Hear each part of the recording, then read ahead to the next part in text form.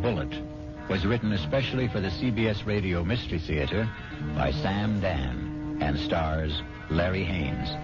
I shall be back shortly with Act One.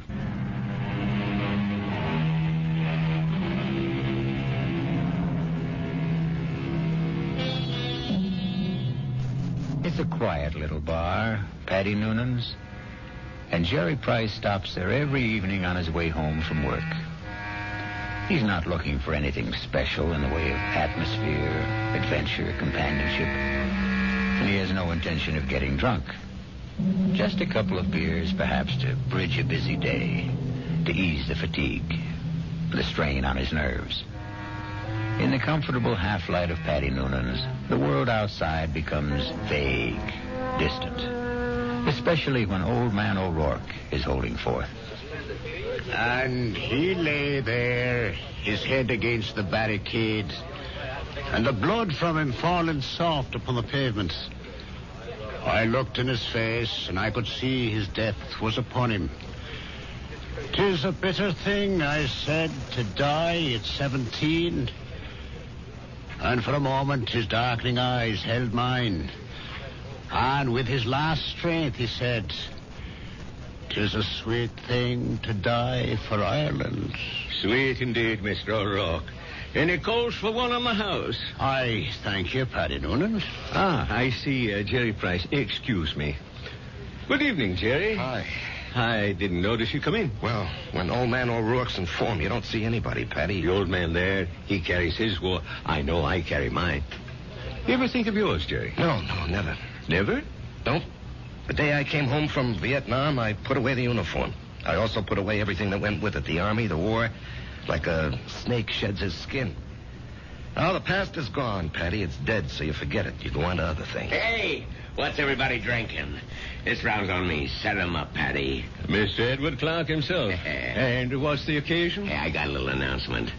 Guess what the old lady tells me this morning?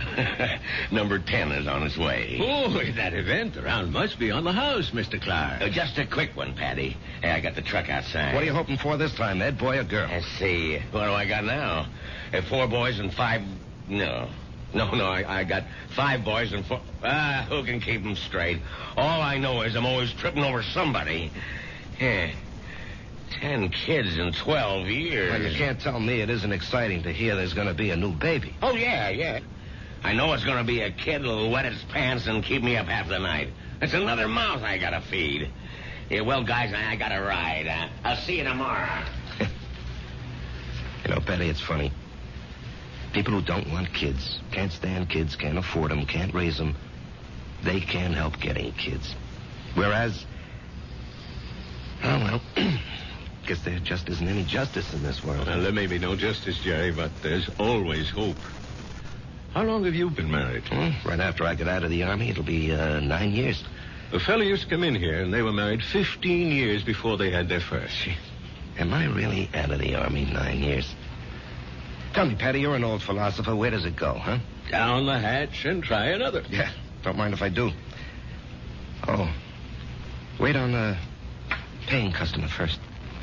Where? The fella standing at the end of the bar. What are you saying, Jerry? There's nobody standing at the end of it. In the brown hat and a raincoat. Now, Jerry, what are you saying? I know. That's Paul. Tell me what's the matter, Jerry. Paul. Jerry, listen to me. There's nobody. Paul. Hey, he was just standing here. Where'd he go? Where is he? Jerry, where is who? Are you all right, Jerry? Yeah, I'm all right. But I saw him. Who? Oh, a guy I was in the army with. The two of you. Were you close? He was my buddy. Well, when was the last time you saw him in person? The night he was killed. Have you ever seen him again? Like you thought you did just now? No, this is the first time. Well, maybe you need a rest, Jerry. Eddie, why now? Why tonight after all these years? Well, you say you saw him last the night he died in battle. Well, the sight of him dead must have stayed with you always. But that's not how I just saw him, Paddy. He wasn't in uniform. He was in civilian clothes. You might have pictured him as he looked at a happier I time. never saw him in civilian clothes. We met in the Army. And, Patty, I didn't see him as he was then. We were both kids, about 20. I saw him the way he'd look today, about 30. His face was more mature. Jerry, are you sure he's dead? He is dead, Patty. I just saw him. I know I saw him.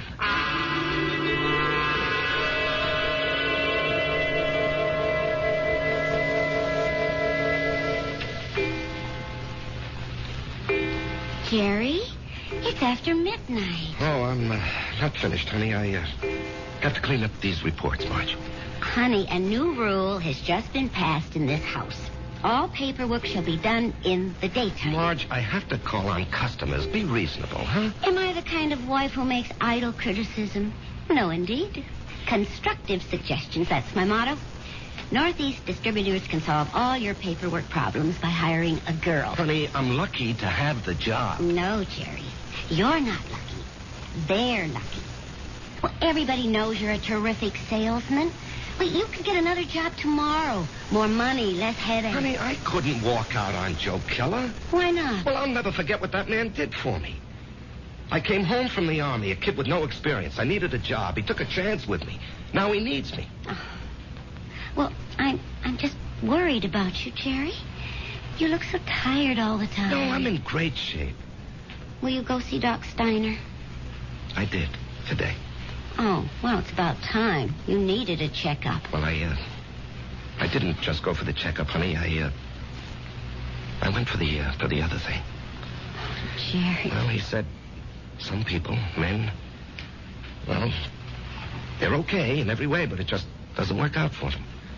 Jerry, it's all right. No, honey. It's all my fault. Oh, honey. It's just unlikely there can ever be any kids. He said unlikely. What he meant was impossible. We've got each other. Yeah. If only you didn't want a child so badly. Now we'll definitely think about adopting. Okay? Yeah, okay. Sometimes that works out even better. Come on, honey. Let me see you smile. Marge, I don't know what I'd do without you. Oh, that makes us even. I don't know what I'd do without you. Come on, get to bed. Yeah, I'll just have a cigarette, huh? Honey, why'd you turn on the music? To make sure you don't try to sneak in some work. I know you can't concentrate with the music going. I'll just be a couple of minutes, honey.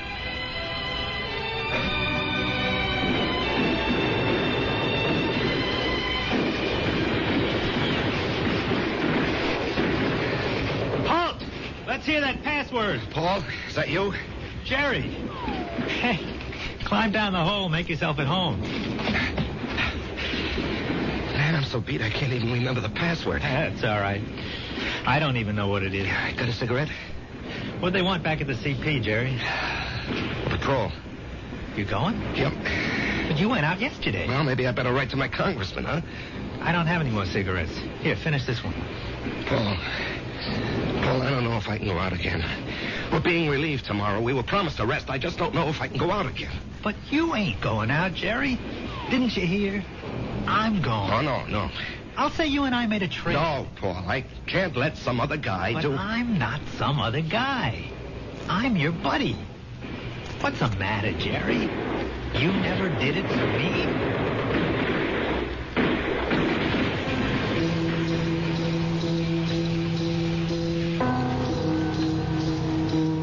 Can I have a drag on that butt, Jerry? Paul, you're alive. I'm alive, Jerry. I'm here with you. In your living room. No, you can't be here. I went out afterward. I found your body. I carried it back.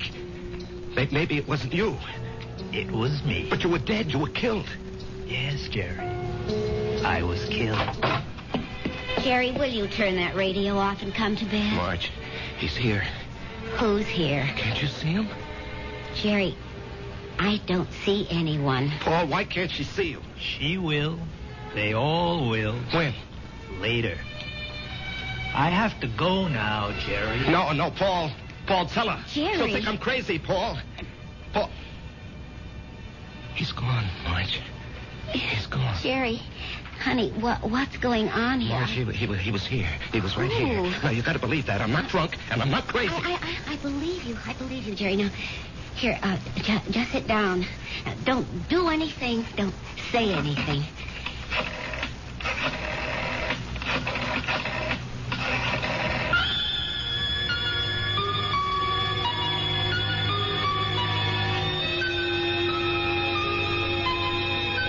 And we know who she's calling. But can a doctor help what ails Jerry?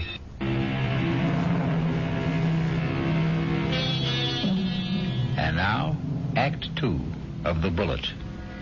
Let us trace the path of the bullet. We have a worried Marge, a concerned Dr. Steiner, and a distracted Jerry. Tell me about this man, Paul, you called him Jerry. I said we were buddies, Doctor. That tells it all. Jerry, please don't be so hostile. Dr. Steiner's only trying to help. You were buddies.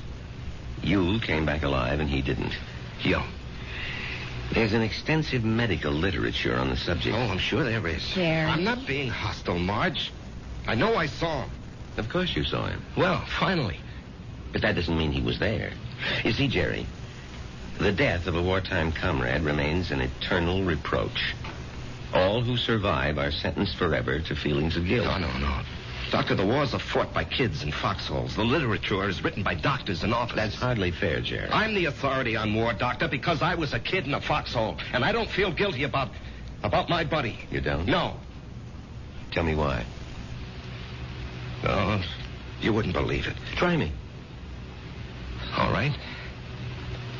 You see, there's a bullet, and it's designed especially for you. And if it's your bullet, it'll find you no matter where you are. You can't evade it, you can't avoid it. It was meant for you. It was meant to be. You and the bullet. Both of you were dust, originally.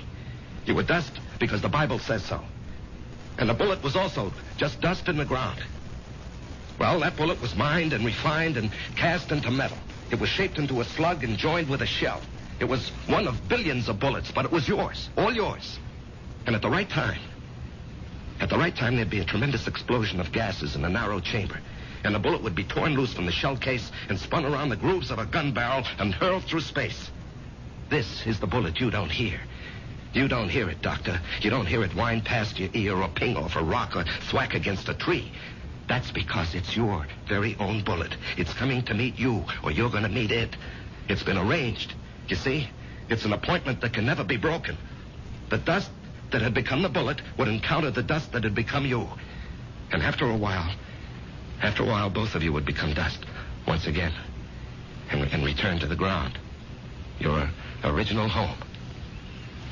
Jerry, I know you're overworked, you're overwrought, you're overtired. I keep telling him to slow down. Okay. I know I'm under a strain. I know I'm working too hard, but what can I do? Jerry, try to understand.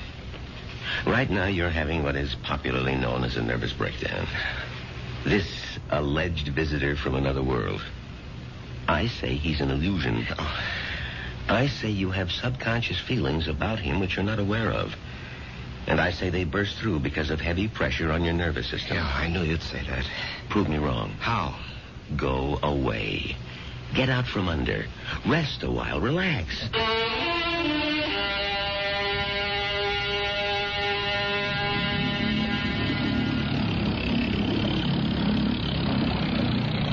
Oh, honey, this looks like a good spot. You want to stop here and try for some fish? Well, Marge, I think I'd like to go back and play 9 holes this afternoon. Great. I need more practice with my irons. Honey, you know, you've been getting a lot of sun. Maybe you better take it easy for a few hours, huh? And besides, you have an appointment with, what's that name? Biscayne Appliances. See, Jerry, I wasn't sleeping when you called that number this morning. Now, Marge, I've been good all month. I was just getting restless, that's all. Look, they're a big chain down here. If I can open them up, I'll justify the trip. Justify? To whom? Why do you have to justify anything? Isn't your health important enough? Honey, Joe Keller was very nice about it. Joe Keller had no choice. Marge. Honey, Steiner was right. I was beat. I don't know how I managed to drag myself along. So I did the right thing. I chucked it all. Now I'm fit, see? I never felt better in my life, and I'm raring to go. Great. In a month or two, we may think about going back. I'm not used to being idle, honey. Neither am I. But I am learning to love it. Oh, Marge. Why didn't I meet you when I was young? Young? Jerry, you weren't even 21. No, I was already made when we met. I had already become what I was going to be. You know, I've got a certain amount of ability. A tremendous amount, Jerry. But I'm not confident, honey. I doubt myself. I guess I didn't have very much encouragement when I was a kid. You know, my brother was a great athlete. My sister was a great beauty. I was kind of clumsy and funny looking. Anyway, Frank and Alice were sent to college. When my turn came, the money had run out. Or maybe they thought I wasn't worth the effort.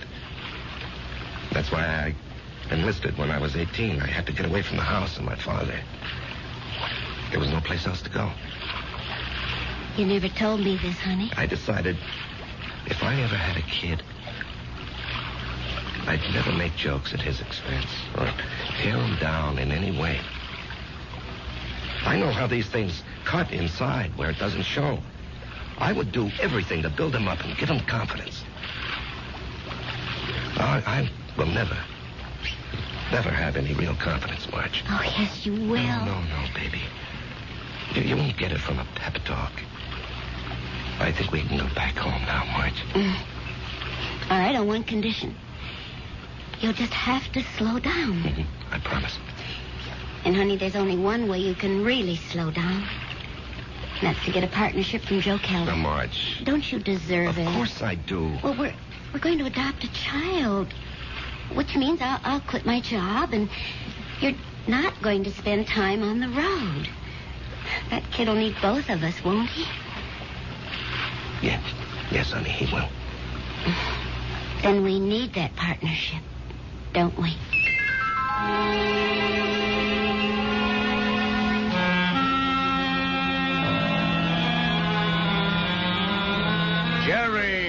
Jerry, baby. You look like $1 million. Less 2% for cash, of course. Yeah, Joe. Hold it. Ramona, no calls. I'm in a meeting. I can't be disturbed. Well, anyhow, Joe, hello. I want you to take it easy for a while, you hear? Yeah, I'm ready for action, Joe. Oh, you think you're ready. Now, listen. I know you had a lot of expenses. I want you to take this little check. It's only $500. I'm strapped for cash this week. I had to pop for a whole new computer setup. But anyway, I decided to increase your bonus to 5%. That'll amount to a pretty sweet raise, huh? Now, Joe... Don't thank me, kid. You're entitled to it. We got to make sure you don't get sick again. Joe, I have to talk with you. Well, sure, kid. What about? Well, it's, personal and important. Well, let me buy you lunch.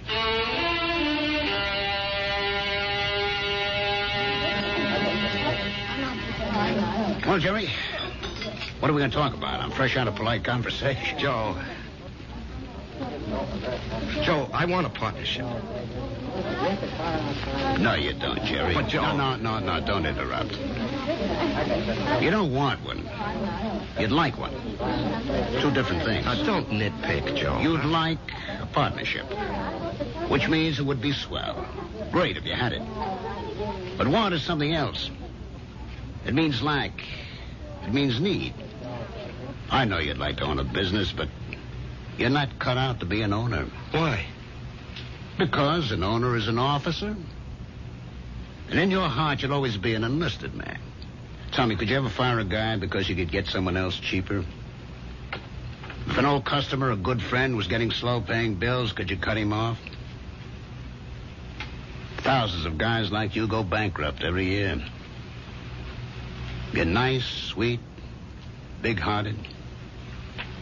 But you don't have the guts business needs. Well, I'd like to remind you of the volume I sell. I know it to the penny, Jerry, and you're well paid for it. Well, I'm worth more now. You are.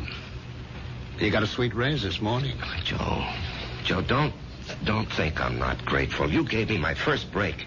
But I think I can do better elsewhere. Where? Anywhere. Consolidated, Freeman and Singer. Should I go down the list? Oh, they'd love to have you, Jerry. What'll they pay? They handle the nationally advertised brands. What'll you be there? Glorified order taker? They don't need your full selling ability, so they don't have to pay you full price for it. Sure, with me, you push out all the schlock. It's rough, but you get top dollar. There's 20 outfits like mine. They grab you tomorrow, but where's the improvement? They won't pay you more. At least here, you got 9 years equity in a pension plan. You and me are used to each other. Besides, I really like you. Yeah. Sometimes I feel like a father to you, Jerry. It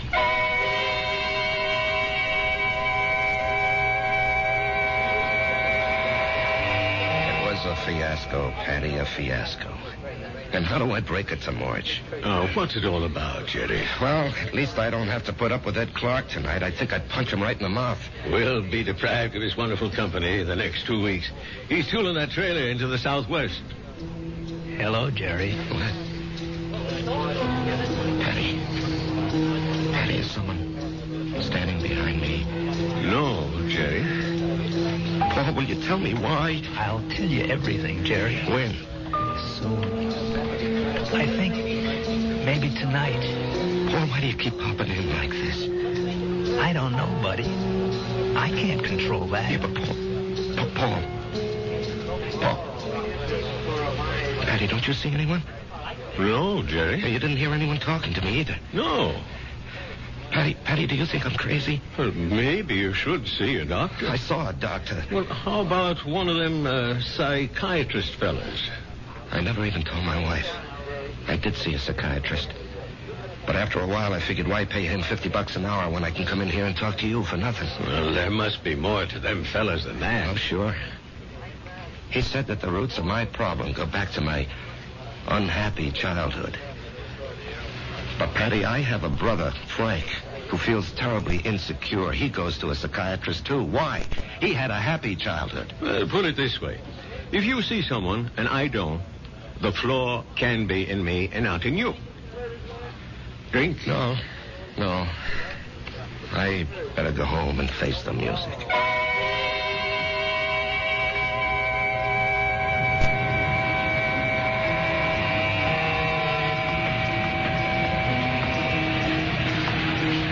Jerry? What? Let's go someplace and talk.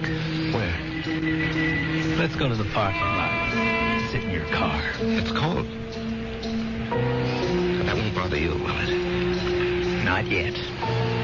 Turn the heater on for yourself. When will everyone else be able to see you, Paul? In 2 weeks. Oh, that's great. No, it ain't. Why not? Because you'll be dead.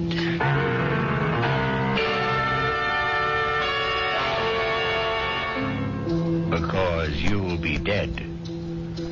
Cold words from a warm friend. The chill inside the car becomes intense. But Jerry knows there's no point in turning on the heater. We'll rejoin these two friends when I...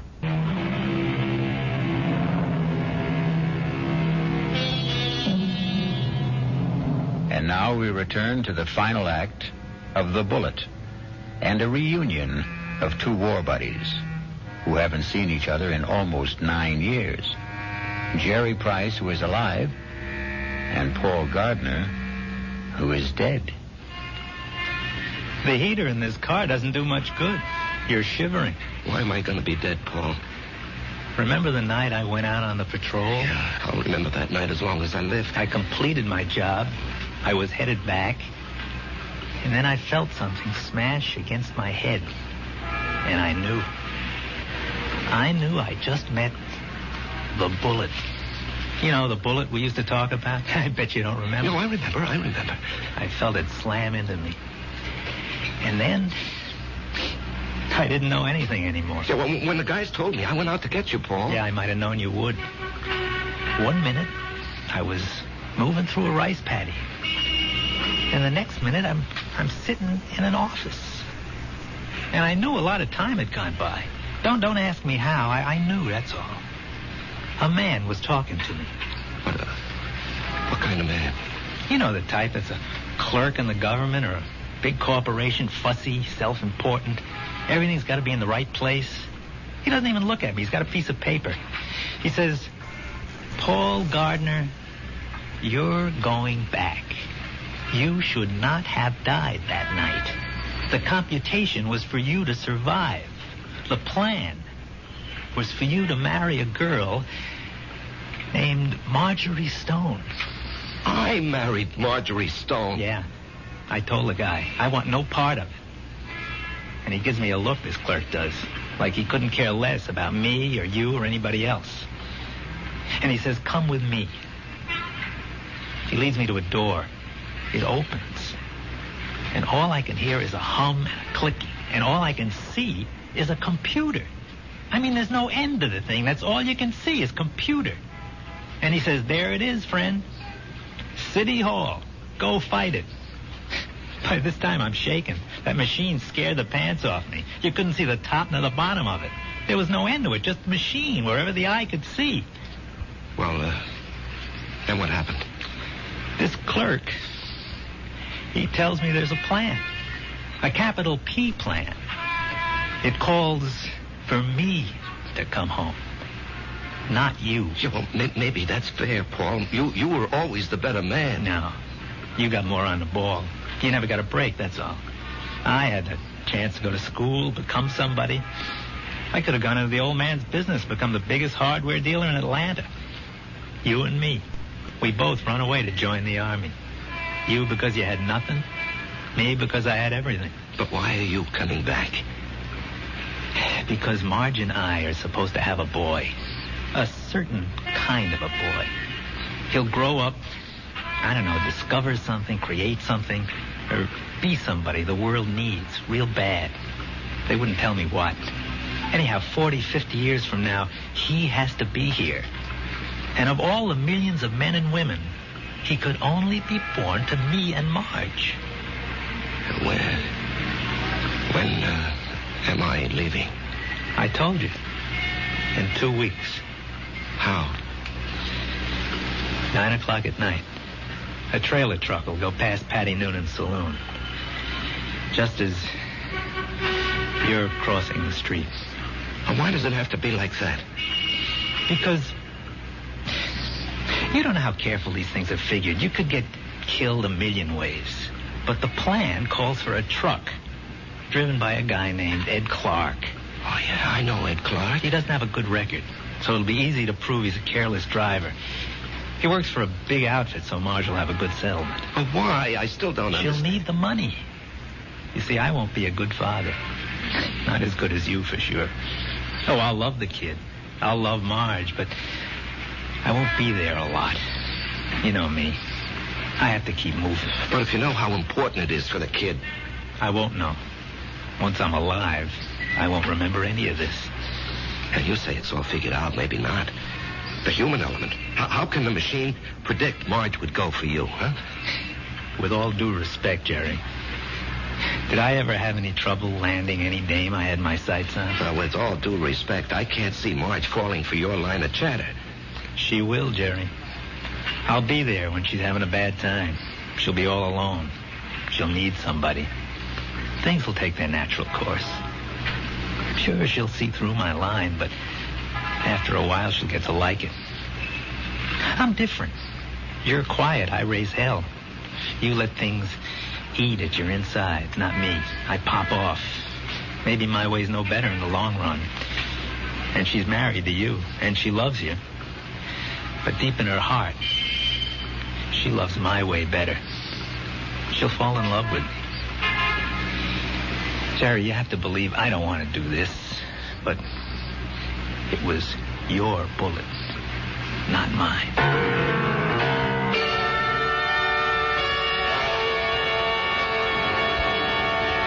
Jerry? What are you thinking about? Oh, a guy downstate wants to cancel a carload of refrigerators, so I'm figuring an approach. Didn't we agree we'll work at home? Yeah, well, honey, this is just thinking. Did you talk to Joe Keller about the partnership? Yeah. And? He said no. Did you give him notice? No, he gave me a raise. Oh. Okay. Marge. Why don't you mix us a drink? Honey, aren't you going to say anything? Mm-hmm. Don't put in too much ice. Marge, please, you don't understand. I understand. I married a certain kind of man. And you're stuck with him? No. I'll stick by him. Because I love him.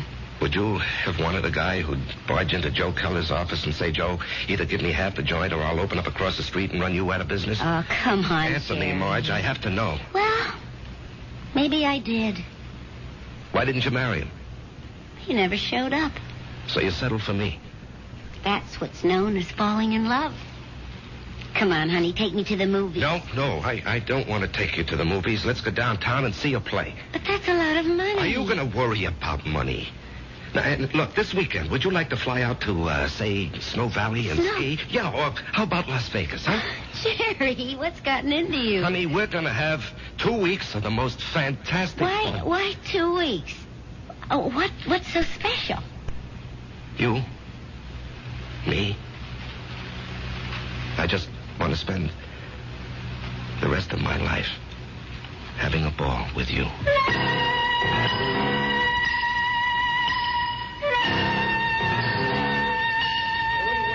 Well, hello, stranger. Hi, Patty. Haven't seen you. Why, it must be weeks. Where have you been? Giving Marge a good time. Well, I must say, it's done wonders for you. You look so calm. Do I? Do you ever see the little guy who wasn't there? No. Well, that's good. Let's drink to it. Jerry, if I'm not being forward, what did he want from you? You wouldn't believe it, Patty. Do you believe it? Well, I, just dropped in to say hello, Patty, and goodbye. Jerry, Yup. something's the matter with you. Well, I understand Ed Clark is due back here tonight. I don't want to run into him. I just don't want to talk to him. Well, if that's how you feel, I'll bar him from the joint. Now, Jerry, something's wrong with you. No, nothing, Patty. Now, look, I'm an old soldier, Jerry. I can tell. No, it's really nothing. Really, is it? No, Jerry, you got a look on your face. What kind of look? I've seen it before in the war. I've seen it on men who go out on the impossible mission. The look of men who know they're not coming back. The resigned look. What are you resigned to, Jerry? You have a vivid imagination. I have an imagination. Jerry, whatever it is, don't be resigned to it. Fight it. You can't fight City. I knew it. You're in a fight, Jerry. Well, you can fight anybody. You're an ex-combat soldier, and you weren't afraid of anything. When you were out there, you faced up to death, hunger, despair. What happened to you, Jerry? Where did you lose it? Face up to it now.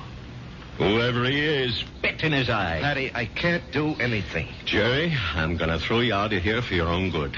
Now leave town. Go far away for a while. Fight it, Jerry, fight it. Patty, wherever I go. Listen to old Patty. Just take off. Don't you see there's a plan? Who cares? Put up a fight. Why are you so upset, Patty, huh? I don't know. But listen to me. Fight now.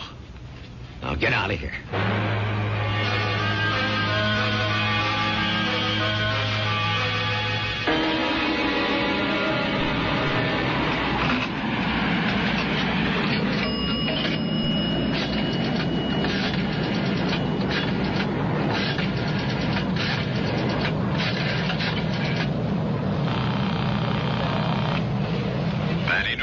Patty, it's Jerry. I decided to fight it. Good boy, Jerry. You know, Patty, there's something about your place. I don't know how to say it, but I feel stronger, better, away from it. Well, I don't mind. So I'm going to fight. What have I got to lose, huh? Why should I do what he tells me? Why should I believe him? I don't know what it is, but I agree. I'll see you around, Patty. Universal Airlines, flight number 3 for Los Angeles and Mexico City, now boarding at gate 17. Who are you calling, Jerry? Marge, I have to tell him. Oh, Jerry, don't do it this way. There'll be 100 other people on that plane. Do it the way it has to be done. Paul, I have to fight you. Why? Because it isn't fair. Was it fair for me to stop your bullet? Come on, Jerry. Ed Clark will be tooling by Patty's in less than an hour. Paul, I don't know if I have the nerve. I'll help you, buddy. I'll help you. Come on. Hello? Hello?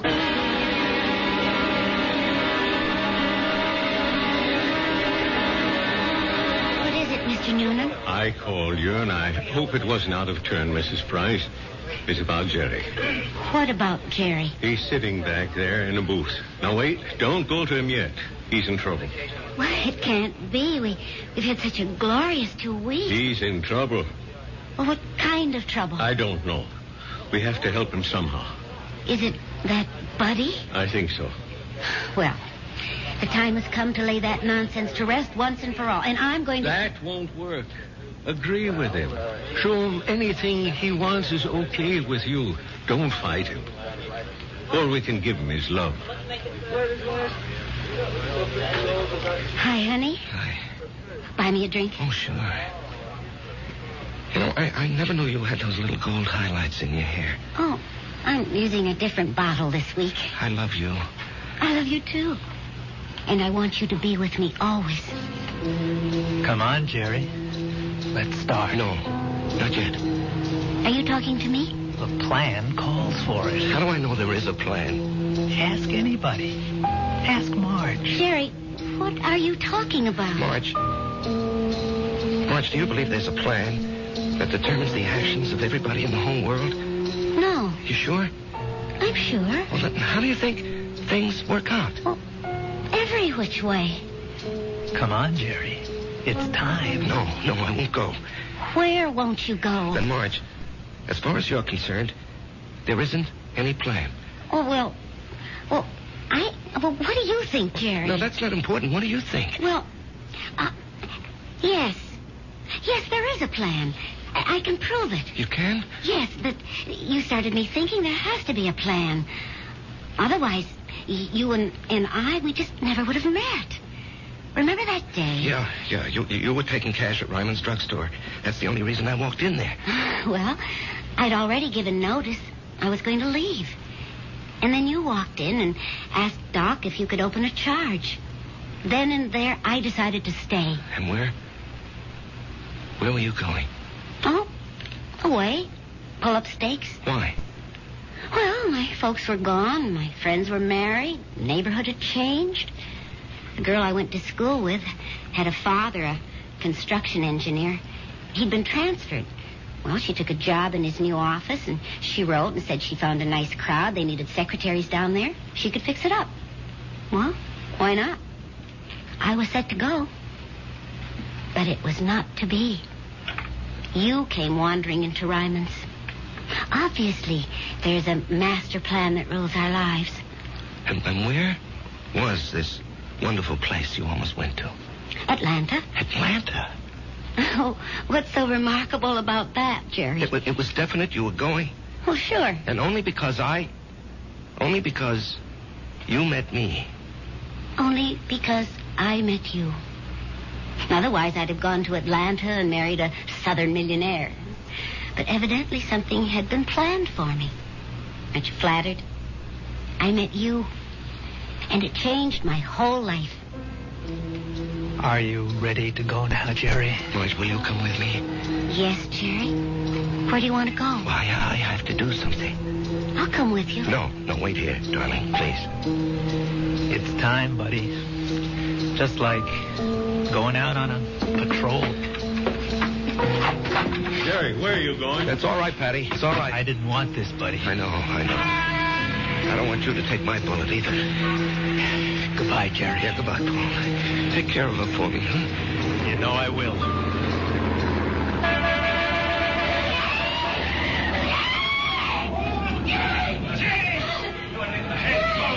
Call the police! Get an ambulance! Oh, dear. Barry. He's dead. Here, miss. Here, you're cold. Let me throw this coat over you. She's gonna faint. It's all right. I've got her. We'll bring her into that bar where it's warm. Give her a little stimulant. It's all right. Everything will be all right. Everything will be... It'll be all right.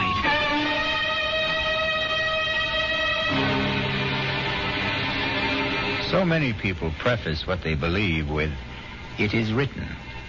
It is written in the stars. It is written on the wind. And for so many like Jerry, it is written on the bullet. I'll be back shortly.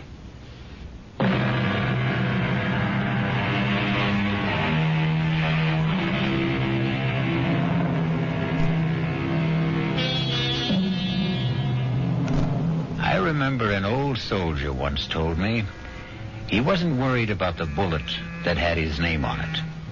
What really bothered him was the bullet marked, "To whom it may concern." Our concern is mystery, excitement, suspense, thrills and chills. Our cast included Larry Haynes, E.V. Juster, Martin Newman, Ralph Bell, Leon Janney, and Danny Acco. The entire production was under the direction of Hyman Brown.